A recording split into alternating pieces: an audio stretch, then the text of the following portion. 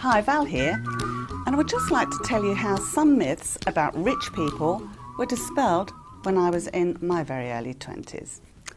It's a lovely story about when we bought our first home, a very small one-bedroom place just south of London. Things were very different then, but you still had to be in a certain position to obtain a mortgage, and our savings to date were very minimal. But one of Cros's mentors at the time introduced us to Norman, who was the head of the Anglia Building Society, and he gave us a mortgage to buy the property.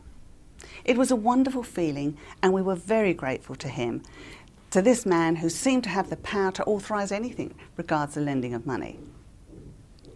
Just after we had moved into our new home, Cros came in one evening and said that he had invited Norman to come for dinner the next night. At this time, I still had some very obscure views about rich people, and this man was certainly the richest person I could imagine. He lived in a huge house and had a chauffeured Rolls Royce and was the head of a large building society, and he was coming to dinner at my tiny home. As you can imagine, a feeling of apprehension set in. No, sorry, correct that. A feeling of terror set in, and I called Cros everything I could lay my tongue to. He just kept saying, "Don't be silly, everything will be okay. He's only human." But not to me, he wasn't. I had been brought up to believe that rich people were different from us. They were greedy and ruthless, and we shouldn't associate with them just in case their bad habits may rub off onto us. Well, when I calmed down, I thought, I can't change things, so just make the best of it. Some long deliberations about the menu were entered into, about 20 seconds, as was my repertoire, and we decided to have the height of sophistication regards culinary cuisine at the time, and that was prawn cocktails to start with, followed by spaghetti bolognese, and finished off with rum baba. But there was one major hurdle to overcome, and that was that we had no seating in the lounge. As I said, we had just moved in, and simply didn't have enough money to fully furnish the house. We did, however, have a dining room with table and chairs, so we could at least eat the meal in comfort. Cros said that he would sort things out, as he always did. I'll sort things out.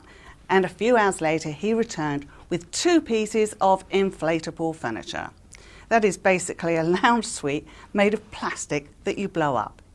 He told me the salesman had given him a discount along with a punch repair kit. Well, as you can imagine, my nightmare was getting worse. I had to entertain a rich person, I did not know him very well, and now we were going to sit him on the cheapest furniture it was possible to buy. At 7 o'clock the next evening, Norman's big chauffeur-driven Rolls Royce pulled up, and I could see some curtains in the street were being pulled back slightly with people wondering what was happening. There was a knock on the door, and there was Norman, with some chocolates and 2 bottles of what I'm sure was very expensive wine.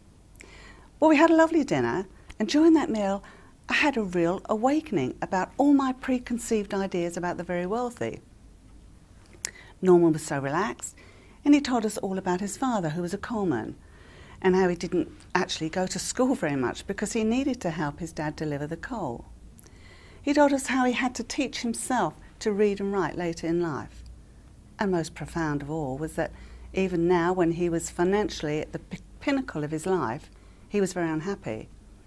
You see, his marriage had broken down due to his spending so much time working when he was younger. He realised now that he ignored his family. He also said, and this did surprise me, that since he had got really wealthy, this was the first time he had been invited to someone's home for a meal. All his invitations were to restaurants or hotels, and I suppose that's because people didn't think their house was suitable. Were we stupid? Anyway, when the meal was over, we retired to the lounge, where my newly acquired blow-up lounge suite was resplendently waiting for us. Oh, it was only the embarrassment that stopped me bursting out laughing. Here we were, taking this guy who had the finest furniture that it was possible to buy to sit in our lounge on the strangest looking lounge suite you could imagine, and the cheapest. Well, we all sat down, and Cros and me on the 2-seater and Norman on the single chair.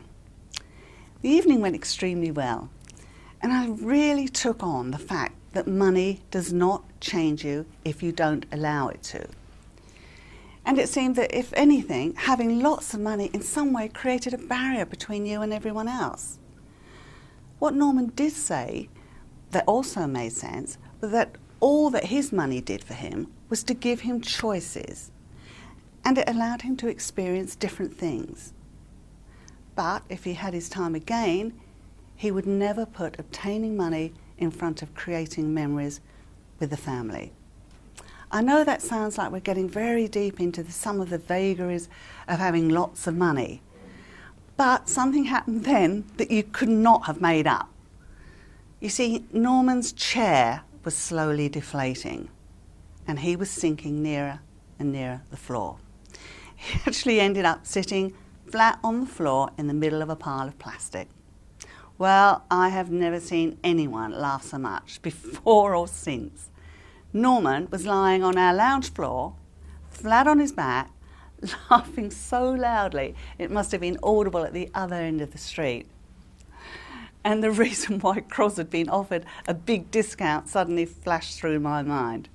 It was a fitting end to the night, and everyone had really enjoyed themselves. I think there were as many lessons that Norman took away from us as we took from him. The next day, a bunch of flowers arrived with a note attached saying, "Thank you for one of the best evenings of my life. Love, Norman." The main lesson here, I suppose, is that money is not a prerequisite to having a good time, and that most people with money are really just the same as you and me. If they have allowed money to make them feel they are better than you, who wants to talk to them in the first place? Anyway, I do hope you can get the same value from this story as I did. Thank you.